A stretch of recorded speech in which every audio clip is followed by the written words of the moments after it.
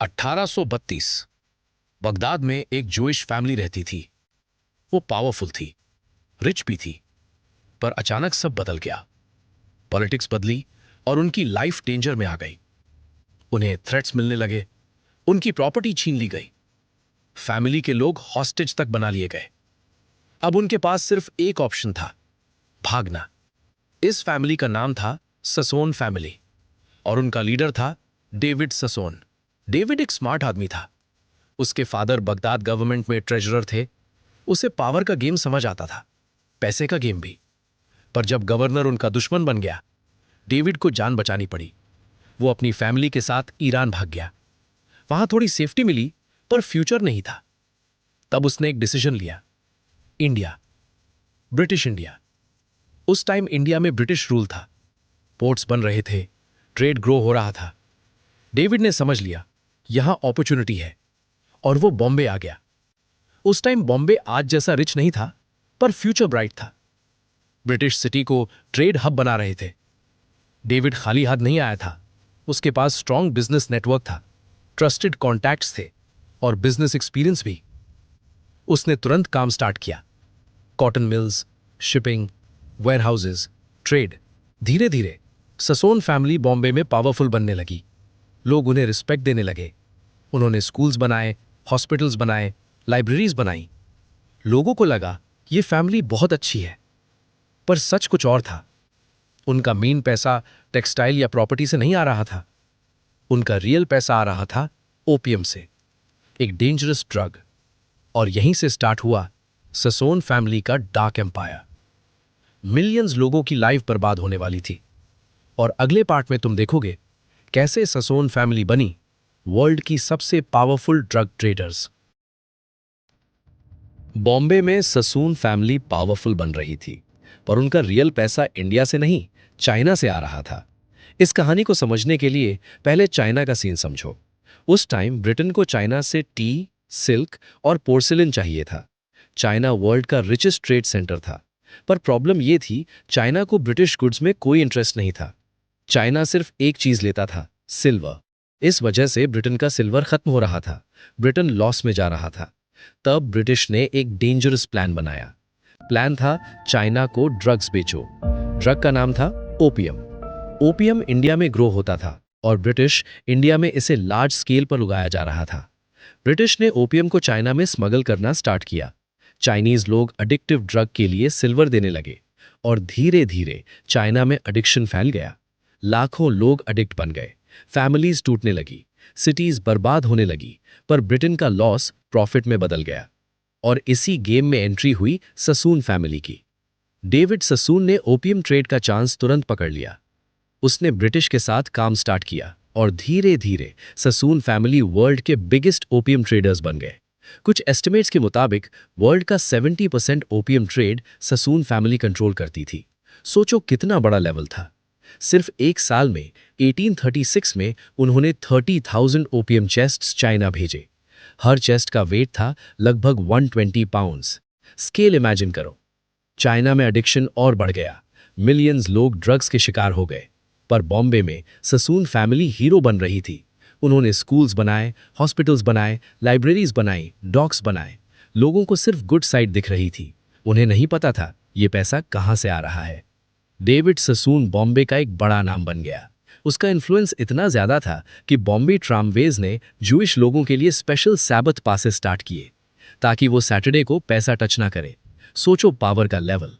अब ससून फैमिली सिर्फ बॉम्बे तक लिमिटेड नहीं थी, उनका नाम ब्रिटेन तक पहुंच चुका था। ब्रिटिश गवर्नमेंट ने उन्हें सपोर्ट दिया, प्रोटेक्शन दिया और रिस्पेक्ट भी। 1853 में डेविड ससून को ब्रिटिश सिटीजनशिप मिल गई। उस टाइम ये बहुत रेयर बात थी। एक रेफ्यूजी फैमिली अब ब्रिटिश एलीट का पार्ट बन रही थी और अभी उनका एम्पायर और बड़ा होने वाला था। अगले पार्ट में तुम देखोगे ओपियम वॉर्स, ब्रिटिश पावर और कैसे ससून फैमिली बन गई रॉथस्चाइल्ड्स ऑफ द ईस्ट। अब तक सासून फैमिली पावरफुल बन चुकी थी, पर अब उनका एम्पायर और बड़ा होने वाला था। इसका रीजन था ओपियम वॉर्स। 19th सेंचुरी में ब्रिटेन और चाइना के बीच दो बड़े वॉर्स हुए।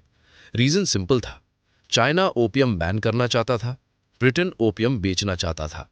वॉर हुआ और ब्रिटेन जीत गया। इस विक्ट्री के बाद चाइना का मार्केट फोर्सफुली खोल दिया गया। अब इंडिया का ओपियम और ज्यादा क्वांटिटी में चाइना भेजा जा सकता था। और सबसे ज्यादा प्रॉफिट किसने कमाया? सैसून फैमिली ने। उनका ओपियम ट्रेड स्काईरॉकेट कर गया। कुछ रिपोर्ट्स के मुताबिक उनका एक्सपोर्ट ऑलमोस्ट 60,000 ओपियम चेस्ट्स तक पहुंच गया। मनी फ्लड होने लगा और पैसा पावर में बदलने लगा। डेविड सैसून बॉम्बे का सबसे रिस्पेक्टेड नाम बन गया। उनकी चैरिटी ने उन्हें हीरो बना दिया। स्कूल्स, हॉस्पिटल्स, लाइब्रेरीज, डॉक्स, लोग उन्हें मसीहा समझने लगे। पर सच वही था, ये एम्पायर ड्रग्स पर बना था। डेविड के बाद उसका बेटा एल्बर्ट सैसून बिजनेस संभालता है और फैमिली और पावरफुल हो जाती है। अब सिर्फ इंडिया नहीं, ब्रिटेन में भी उनका नाम चमक रहा था। उन्होंने इंग्लैंड में बड़े बड़े मैंशंस खरीदे, रॉयल सर्कल्स में एंट्री ले ली और फिर एक शॉकिंग चीज हुई। सैसून फैमिली का connection direct British royal family से बन गया। डेविड का बेटा रूबिन सैसून प्रिंस ऑफ वेल्स का क्लोज फ्रेंड बन गया। फ्यूचर किंग एडवर्ड से डायरेक्ट एक्सेस। सोचो, कुछ जनरेशन्स पहले रेफ्यूजी, अब ब्रिटिश रॉयल सर्कल में। ये पावर का पीक था।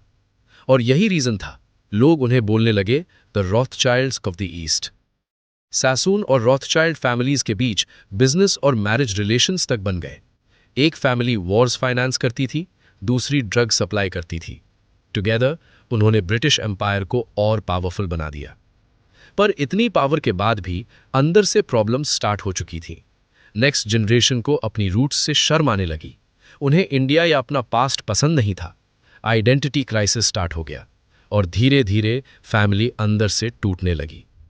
अगले पार्ट में तुम देखोगे फैमिली कॉन्फ्लिक्ट, बिजनेस स्प्लिट और एक एम्पायर का स्लो डाउनफॉल। सैसून फैमिली पावर के पीक पर थी, पर अंदर ही अंदर सब कुछ टूटने लगा था। प्रॉब्लम बाहर से नहीं, अंदर से स्टार्ट हुई।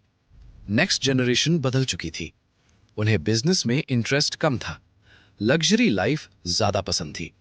कुछ लोगों को अपनी इंडियन रूट से शर्म आने लगी। वो अपने पास्ट को हाइड करना चाहते थे। फैमिली में आर्ग्यूमेंट्स बढ़ने लगे, मनी को लेकर फाइट स्टार्ट हो गई और फिर सैसून एम्पायर दो पार्ट्स में स्प्लिट हो गया।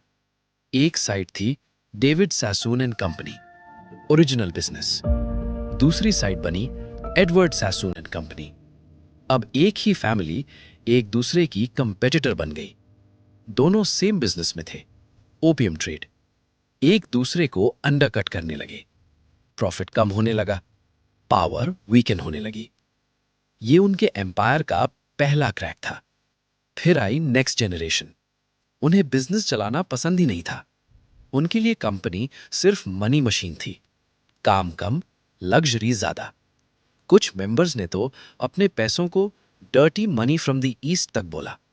सोचो, जो एम्पायर ड्रग्स से बना, अब उसी से लोग शर्माने लगे। धीरे धीरे फैमिली कंट्रोल लूज करने लगी।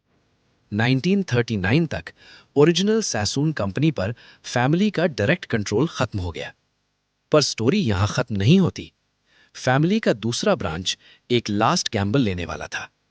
शंघाई, चाइना का सबसे बड़ा बिजनेस सिटी। विक्टर सैसून ने डिसाइड किया, इंडिया छोड़ो, चाइना शिफ्ट हो जाओ। उसने अपनी इंडियन मिल्स और एसेट्स बेच दिए और शंघाई मूव कर गया। शुरू में यह डिसीजन स्मार्ट लगा। 1930s तक विक्टर सैसून शंघाई का टॉप रियल एस्टेट किंग बन गया। उसकी प्रॉपर्टी की वैल्यू आज के टाइम में बिलियंस के बराबर थी। पर डेस्टिनी कुछ और प्लान कर रही थी। चाइना में पॉलिटिकल चेंज आया।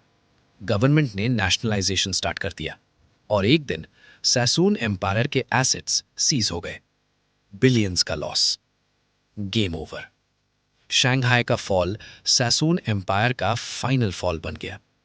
एक फैमिली जो कभी दुनिया के सबसे पावरफुल ट्रेडर्स में थी, अब हिस्ट्री में डिसअपियर हो रही थी। पर क्या सच में? अगले पार्ट में तुम देखोगे एम्पायर का एंड, हिडन फॉर्च्यून्स और सैसून फैमिली का मिस्टीरियस डिसअपियरेंस। शंघाई का फॉल सैसून एम्पायर का एंड था। ऑफिशियली बिजनेस बंद हो चुका था, पावर खत्म हो चुकी थी। ब्रिटिश गवर्नमेंट ने भी उनसे डिस्टेंस बना लिया। जो फैमिली कभी ब्रिटिश एम्पायर के लिए यूजफुल थी, अब उनकी जरूरत नहीं रही। टाइम बदल चुका था। By 1939 David Sassoon and company से फैमिली का डायरेक्ट कनेक्शन खत्म हो गया। कंपनी दूसरे लोगों के हाथ में चली गई। ईयर्स के साथ ससून नेम धीरे धीरे हिस्ट्री के पेजेस में फेड होने लगा। 1980s तक ब्रिटिश अथॉरिटीज ने कंपनी के कुछ डायरेक्टर्स को अनफिट तक डिक्लेयर कर दिया। सोचो, जो फैमिली कभी एम्पायर चला रही थी अब सिस्टम के लिए यूजलेस हो चुकी थी। पर यहां एक सवाल उठता है, क्या इतना बड़ा पैसा बस गायब हो सकता है? क्या ओपीएम से कमाया गया वो ह्यूज फॉर्च्यून अचानक वैनिश हो गया, या फिर वो पैसा बस नाम बदलकर छुप गया? हिस्ट्री ये दिखाती है कि ऐसे फॉर्च्यून्स कभी डिसअपियर नहीं होते, वो डिसॉल्व होते हैं, स्प्लिट हो जाते हैं और फिर नई जगह नए नाम के साथ वापस आ जाते हैं। आज ससून फैमिली स्पॉटलाइट में नहीं है, पर उनके बनाए हुए बिल्डिंग्स आज भी मुंबई में खड़े हैं। स्कूल्स, हॉस्पिटल्स, लाइब्रेरीज, शहर उनका नाम याद रखता है। पर चाइना के लिए ये कहानी बिल्कुल अलग है। वहां ससून एम्पायर का मतलब था एडिक्शन, डिस्ट्रक्शन और मिलियन जिंदगियां बर्बाद होना। ये कहानी सिर्फ एक फैमिली की नहीं है, ये कहानी है ब्रिटिश एम्पायर की ग्रीड की। ये कहानी है पावर और प्रॉफिट के लिए इंसानी जिंदगी को बेच देने की। ससून फैमिली बगदाद के रेफ्यूजीज थे। वो बने द रॉथस्चाइल्ड्स ऑफ द ईस्ट। उन्होंने एम्पायर खड़ा किया, ड्रग्स पर, वॉर के बाद के केओस पर, और फिर अंदर से टूटकर खुद ही खत्म हो गए। शायद ये उनकी पनिशमेंट थी, या शायद ये बस हिस्ट्री का रूल है, क्योंकि जो एम्पायर लाखों लोगों के दर्द पर खड़ा होता है वो ज़्यादा दिन टिकता नहीं। अगर तुम यहाँ तक आए हो तो समझ लो तुमने एक ऐसी कहानी सुनी है जो बुक्स में कम मिलती है। कमेंट में एक फ्लावर इमोजी ड्रॉप करो। और अगर ऐसी और डार्क रियल हिस्ट्री स्टोरीज चाहिए तो चैनल को सब्सक्राइब करना मत भूलना। मिलते हैं नेक्स्ट स्टोरी में।